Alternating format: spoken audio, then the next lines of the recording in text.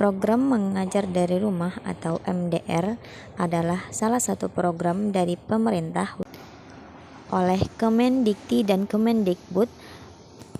Program ini berinisiasi karena melihat dan mendengar yang dirasakan oleh siswa maupun orang tua siswa yang keberatan dengan adanya PJJ atau pembelajaran jarak jauh, yang kemudian mencoba melihat potensi SDM yang dimiliki maupun yang dimiliki oleh Indonesia, yang mana banyak mahasiswa yang punya kepedulian tinggi terhadap pendidikan Indonesia.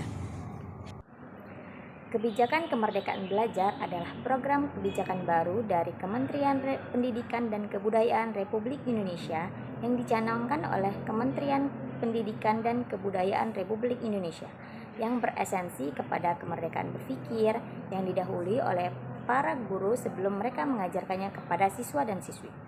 Dalam kompetensi di level apapun, tanpa ada proses penerjemahan dari kompetensi dasar dan kurikulum yang ada, maka tidak akan pernah ada pembelajaran yang terjadi. Dan pada tahun mendatang, sistem pembelajaran tidak lagi berfokus pada belajar di kelas.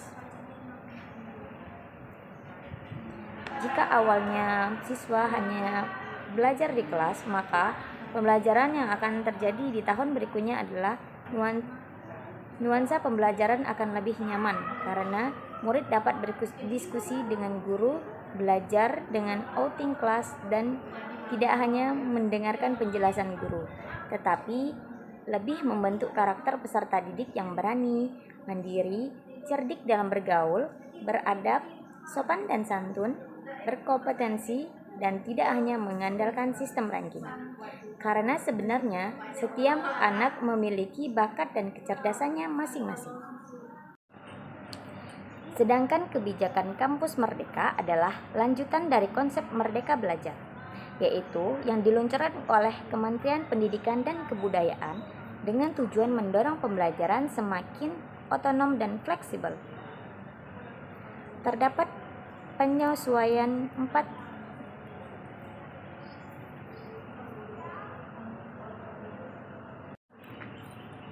Kebijakan Kampus Merdeka adalah kelanjutan dari konsep Merdeka Belajar yang diluncurkan oleh Kementerian Pendidikan dan Kebudayaan Republik Indonesia dengan tujuan mendorong pembelajaran semakin otonom dan fleksibel.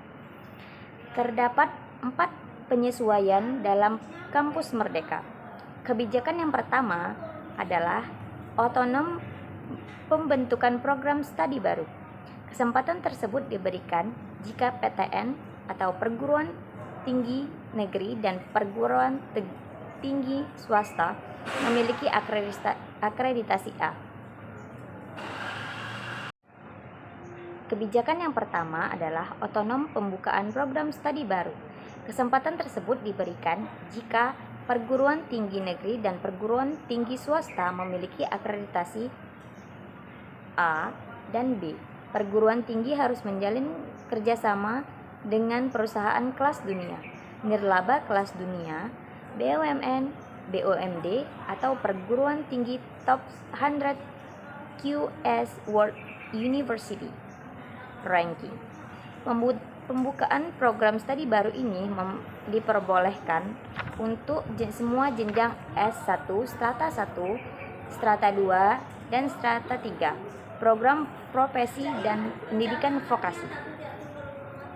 Kebijakan yang kedua adalah sistem program studi. Kebijakan yang kedua adalah sistem akreditasi perguruan tinggi. Kebijakan yang kedua adalah sistem akreditasi perguruan tinggi.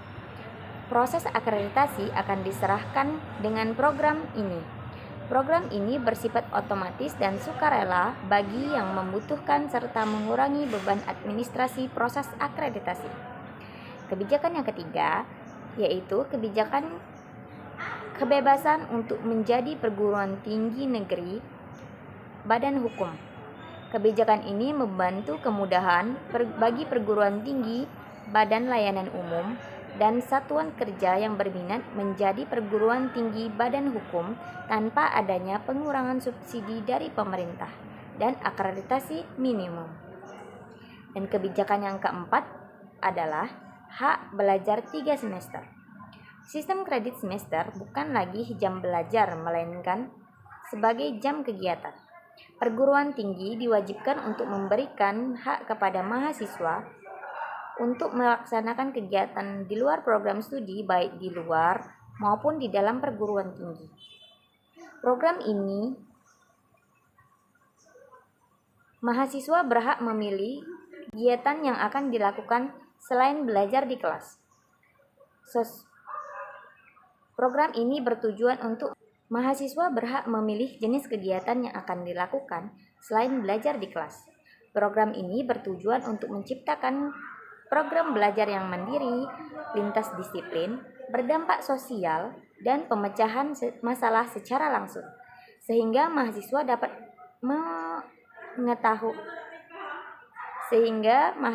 mendapat pengetahuan dan pemahaman serta pengalaman yang berharga dalam pendidikan.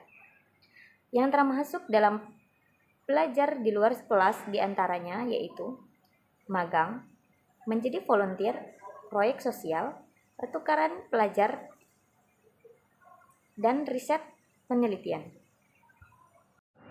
Latar belakang kenapa bergabung dengan relawan mengajar ialah salah satunya adalah panggilan sosial untuk berbagi dengan sesama adik-adik yang membutuhkan, baik itu yang di lingkungan rumah ataupun sekitar, bahwasanya kondisi tidak akan mempersulit atau memutuskan proses belajar mereka selama kita saling bantu-membantu, di mana sebagai makhluk sosial kita diwajibkan untuk saling berbagi, baik itu berbagi ilmu, berbagi pengalaman, dan berbagi kebahagiaan antar sesama, baik itu di dekat rumah maupun di dekat sekitar. Terima kasih. Untuk sasaran siswa-siswi yang diajar ialah siswa-siswi tingkat TK atau taman kanak-kanak, siswa-siswi sekolah dasar, dan sekolah menengah pertama yang ada di sekitar. Dan untuk materi yang diajarkan adalah materi seputar kebudayaan, pengetahuan umum, matematika, ilmu dasar, sosial budaya, dan juga mengenai beberapa pembahasan tentang pekerjaan rumah mereka. Dan untuk metode yang diajarkan adalah memakai metode pengajaran seperti biasanya, menjelaskan dan memaparkan, serta belajar bersama agar membuat suasana belajar lebih menyenangkan. Dan kondisi setelah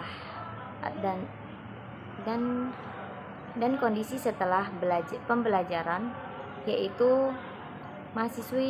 siswa-siswi menjadi lebih bersemangat dalam melaksanakan kegiatan belajar mengajarnya. Dan kondisi sebelum diajarkan adalah siswa-siswi tersebut atau yang di lingkungan rumah yang menjadi sasaran program belajar mengajar dari rumah ini ialah di mana mereka sebelumnya kurang bersemangat dalam belajar, karena menurut mereka belajar dari rumah atau sekarang yang disebut dengan belajar dari televisi itu sangat membosankan dan tidak efektif, sehingga setelah kami masuk dalam program mengajar ini akan terasa lebih menyenangkan dan membantu dan sangat-sangat membantu mereka dalam mengerjakan tugas-tugas mereka, dan tentunya menambah pengetahuan dari mereka.